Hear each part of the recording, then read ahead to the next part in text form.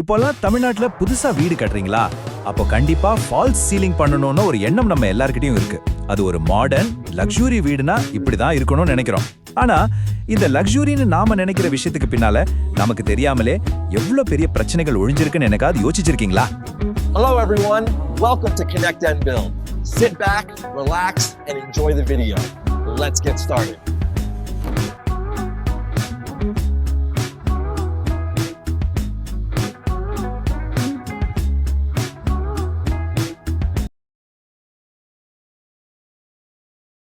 யோசிச்சு பார்த்திருக்கீங்களா?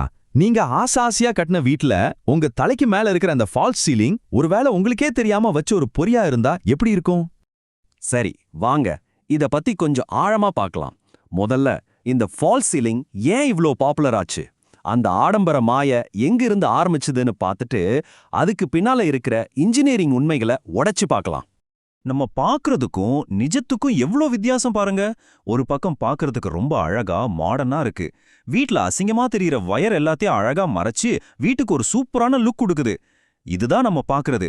ஆனா உண்மை என்ன தெரியுமா? அந்த அழகான தோற்றத்துக்கு பின்னால அது பூச்சிகளுக்கும் எலிகளுக்கும் ஒரு சூப்பரான மறைவிடமா மாறுது. ஸ்லாப்ல ஏதாவது டேமேஜ் இருந்தா கூட அதை நம்ம கண்ணுக்கு தெரியாம மறைச்சிடுது. எல்லாத்துக்கும் மேல வீட்டுக்குள்ள இருக்கிற சூட்டை வெளியே விடாம அப்படியே புடிச்சு வச்சுக்குது. சும்மா சொல்லல, இந்த பிரச்சனைகளால தான் இப்போ பெரிய பெரிய ஆர்கிடெக்ட்ஸ் எல்லாம் போதும்பா இந்த ஃபால்ஸ் சீலிங்னு சொல்ல ஆரம்பிச்சிட்டாங்க. இதே ஒரு புது டிசைன் ட்ரெண்டோட ஆரம்பம்னே சொல்லலாம். சரி, அந்த டிசைன் ட்ரெண்டுக்கு வர்றதுக்கு முன்னாடி இதுல இருக்கிற மெயின்டெனன்ஸ் பிரச்சனைகள் என்னென்னு கொஞ்சம் டீட்டெயிலா பார்த்துடலாம் வாங்க. இந்த எல்லா பிரச்சனைக்கும் ஒரு முக்கியமான காரணம் இருக்கு. அதுக்கு ஒரு பேரும் இருக்கு, டெட் ஜோன். அதாவது உங்க உண்மையான கான்கிரீட் கோரைக்கும் நீங்க போட்டிருக்கிற ஃபால்ஸ் சீலிங்க்கும் நடுவுல இருக்கிற அந்த கேப், அந்த 6லேருந்து 12 இன்ச் காலி இடம். அதுதான் எல்லா வில்லங்கத்துக்கும் ஆரம்ப புள்ளி. நினைச்சு பாருங்க, ராத்திரி 2 மணிக்கு உங்க தலைக்கு மேல ஏதோ டோக் டோக்குன்னு சத்தம் கேக்குது, எலி ஓடுது. ஆனா உங்களால என்ன பண்ண முடியும்? அந்த ஃபால்ஸ் சீலிங்க உடைக்கிறத தவிர வேற வழியே இல்ல. அதை விட ஒரு பெரிய ஆபத்து இருக்கு. உங்க மாடியிலிருந்து சின்னதா தண்ணி லீக் ஆனா கூட அது உடனே தெரியாது. அந்த டெட் ஜோன்ல தண்ணி தேங்கி உங்க கான்கிரீட் ஸ்லாப்ல இருக்கிற ஸ்டீல் கம்பியெல்லாம் துரு பிடிச்சு பல மாசம் கழிச்சுதான் ஒரு மாதிரி மஞ்சள் கலர்ல ஒரு கரையா உங்க ஃபால்ஸ் சீலிங்ல தெரியும். அப்போ டேமேஜ் ரொம்ப பெருசா இருக்கும். அடுத்து ரொம்ப முக்கியமான ஒரு விஷயத்துக்கு வருவோம். ஃபால்ஸ் சீலிங் போட்டா வீடு கூலிங்கா இருக்கும்னு ஒரு பெரிய கட்டுக்கதை இருக்கு. வாங்க அதை உடைப்போம். நிறைய கான்ட்ராக்டர்ஸ் உங்ககிட்ட இதைத்தான் சொல்லுவாங்க, சார் ஃபால்ஸ் சீலிங் போடுங்க, ரூம் ஜில்லுன்னு இருக்கும்னு. ஆனா உண்மை அதுக்கு நேர் எதிர்.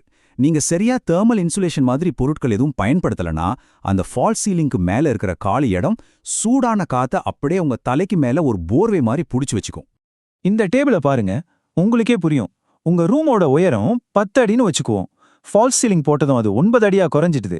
சிம்பிள் பிசிக்ஸ் தான். சூடான காத்து எப்பவும் மேல தான் போகும். நீங்க சீலிங்க கீழே இறக்கும்போது அந்த சூடான காத்து உங்க தலைக்கு பக்கத்திலே சுத்திட்டு இருக்கும். இதனால ரூம் இன்னும் சூடாதான் ஆகும். இங்கதான் தெர்மல் மாஸ்னு ஒரு சயின்ஸ் கான்செப்ட் வருது. ரொம்ப சிம்பிள். கான்கிரீட் மாதிரி அடர்த்தியான பொருளுக்கு சூட்டை நல்லா உறிஞ்சிக்கிற சக்தி இருக்கு. சோ உங்க கான்கிரீட் கூரைய அப்படியே திறந்தபடியா விடும்போது அது பகல் நேரத்துல ரூம்ல இருக்கிற சூட்டையெல்லாம் உறிஞ்சிக்கிட்டு ராத்திரி நேரத்துல காத்தோட்டமா இருக்கும்போது அந்த சூட்டை வெளியே விட்டுடும். இதனால உங்க வீடு இயற்கையாவே கூலிங்கா இருக்கும். இவ்ளோ நேரம் பிரச்சனைய பத்தி பேசிட்டோம். சரி, இதுக்கு என்னதான் தீர்வு? ஒரு ஸ்டைலான அதே சமயம் ஸ்மார்ட்டான தீர்வு இருக்கு. அதை பத்தி பார்க்கலாம். முதல்ல காசு விஷயத்துக்கு வருவோம். ஒரு ஃபால்ஸ் சீலிங்க்கு ஒரு சதுர அடிக்கு குறைஞ்சது 80 ரூபாயிலிருந்து 120 ரூபா வரைக்கும் செலவாகும். அப்போ ஒரு 1500 சதுரடி வீட்டுக்கு நீங்க கிட்டத்தட்ட 1.5 லட்சத்திலிருந்து 2 லட்சம் ரூபாய் வரைக்கும் சும்மா செலவு பண்றீங்க. யோசிச்சு பாருங்க, அந்த காசை மிச்சம் பண்ணி இன்னும் நல்ல டைல்ஸ் போடலாம், இல்ல பெரிய ஜன்னல் வைக்கலாம்ல. அதனாலதான் இப்போ இண்டஸ்ட்ரியல் ஷீக் அப்படிங்கிற மாதிரி டிசைன்ஸ் எல்லாம் ரொம்ப ஃபேமஸ் ஆயிட்டு வருது. அதாவது கான்கிரீட் ஸ்லாப பெயிண்ட் கூட அடிக்காம அப்படியே விட்டுடுறது. முன்னாடியெல்லாம் இது வேலை முடியலன்னு சொல்லுவாங்க. ஆனா இப்போ இதுதான் ஒரு ஸ்டைலான தைரியமான டிசைன் சாய்ஸ். இது வெறும் காசை மிச்சம் பண்றதுக்காக மட்டும் இல்ல. இது ஒரு நேர்மையான டிசைன். உங்க வீடு எப்படி கட்டப்பட்டிருக்கோ அதோட உண்மையான அழக, அதோட வலிமைய அப்படியே காட்டுற ஒரு விஷயம். சரி, இதெல்லாம் கேட்க நல்லா இருக்கு. ஆனா இந்த எக்ஸ்போஸ்டு கான்கிரீட் சீலிங்க சரியா அழகா கொண்டு வரது எப்படி, அதை பார்க்கலாம். இதுல ரொம்ப ரொம்ப முக்கியமான ஒரு விஷயம் இருக்கு. ஏதோ ஸ்லாப் போட்டோம் அப்புறம் அப்படியே விட்டுடலாம்னு நினைக்கக்கூடாது. ஒரு சொரசொரப்பான கான்கிரீட் கூரைய பார்க்க நல்லா இருக்காது. இதுக்கு பெர்ஃபெக்டான பிளானிங் வேணும். நீங்க ஸ்லாப் போடுறதுக்கு முன்னாடியே உங்க கான்ட்ராக்டர் கிட்ட எனக்கு எக்ஸ்போஸ்டு கான்கிரீட் ஃபினிஷ் தான் வேணும்னு தெளிவா சொல்லிடணும். அப்படி ஒரு சூப்பரான ஃபினிஷ் கொண்டு வர ஒரு 3 ஸ்டெப்ஸை ஃபாலோ பண்ணா போதும். ஒன்று, ஃபிலிம் ஃபேஸ்ட் ஷட்டரிங் யூஸ் பண்ணணும். இது உங்க சீலிங்கை கண்ணாடி மாதிரி பளபளன்னு மாத்திரும். ரெண்டாவது, வேலை முடிஞ்சதும் மேல டஸ்ட் ப்ரூஃப் சீலண்ட் அப்ளை பண்ணணும். இதனால காலப்போக்கில் சிமெண்ட் தூசி கீழே கொட்டாது. மூணாவதா, ஒயரிங்கை செவத்துக்குள்ள மறைக்காம சர்ஃபேஸ் கான்டியூட்னு சொல்ற அழகான பைப்ஸ் மூலியமாவே வெளியவே கொண்டு போகணும். இதனால ஃபியூச்சர்ல ஏதாவது எலக்ட்ரிக்கல் வேலைனா ரொம்ப ஈஸியா பார்த்துக்கலாம். சோ இப்படி பிளான் பண்ணி பண்றதால என்ன நன்மை? உங்களுக்கு ஒரு சூப்பரான ஸ்மூத்தான ஃபினிஷிங் கிடைக்கும். மெயின்டெனன்ஸ் பத்தின கவலையே வேண்டாம். எல்லாத்துக்கும் மேல உங்க வீடு உண்மையா நேர்மையா ரொம்ப நாளைக்கு நிலைச்சு நிக்கும். ஒரு வீட்டுக்கு இதை விட வேற என்ன வேணும்? இப்போ சொல்லுங்க, உங்க வீட்டுக்கு நீங்க எதை தேர்ந்தெடுக்க போறீங்க? பார்க்க அழகா இருந்தாலும் உள்ளுக்குள்ள பிரச்சனைகளை ஒளிச்சு வச்சிருக்கிற ஒரு தற்காலிக ட்ரெண்டையா, இல்ல உங்க கட்டிடத்தோட உண்மையான அழகையும் வலிமையையும் வெளிப்படுத்துற காலத்துக்கும் நிலைச்சு நிக்கிற ஒரு நேர்மையான டிசைனையா? முடிவு உங்க கையில தான்.